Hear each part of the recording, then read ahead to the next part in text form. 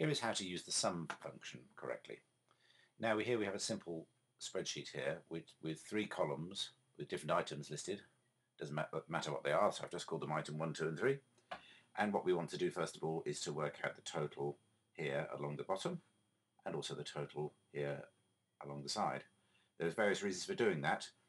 You can imagine that these might be for different dates, so you want to know the totals spent on each date, and these are the different categories, so you want to know the totals spent on each category. And in a separate video I show how to use a suspense column to trap errors. Anyway, the most simple example of making a total could be this. You might say, type in here equals, and then you use your mouse to click up here, and you, if you're not very bright, you could say this one plus that one plus that one because there's some data there.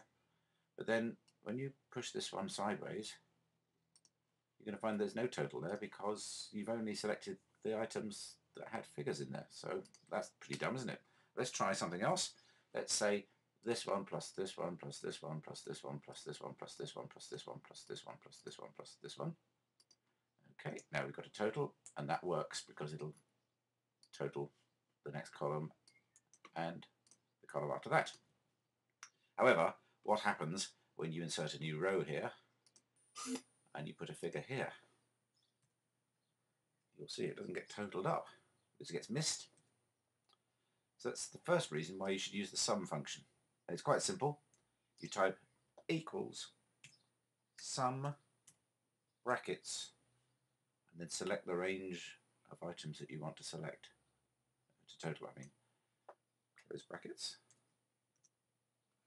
And now if you fill that across, you can see that it works for all the columns. And if we now insert another row, put a figure in it, it's captured every time. Now the same thing can work this way. You use the sum function now, equals sum brackets, select these columns and fill down there, and it calculates the totals there. Now here's another little trick. First of all, if you insert a new column here, and we'll call it item 4, and you put figures in here, you'll see they're not totaling up across here at the end. And the reason is because the formula is only capturing the cells you originally created. Now that's easily dealt with by changing the formula. Let's make it catch column E, and now fill it down, and you'll see it will capture the new columns. But a better way, if you can manage it, is to, if you put in any new columns insert them at least before the last column. So if we stick this one in here, item 5, whatever figure we put in here will be captured by our sum function because it's included in the range automatically. And here's another trick I like. As far as the rows are concerned, I always leave a column here just before the sum total, because I'm always sticking new columns, new rows in. As time goes by, you're going to be having new dates appear in the calendar with new events. So you're always going to be wanting to select a couple of rows and insert some more rows to bring yourself up to date.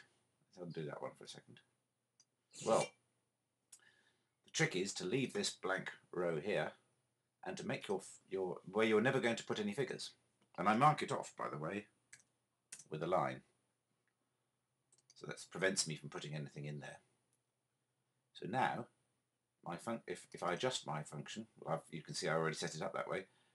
My function now includes this last column, this last row, this last non-number row. So it makes me insert any rows above there, ensuring that my sum column always works. If I put something in there, 100, you'll see it's captured.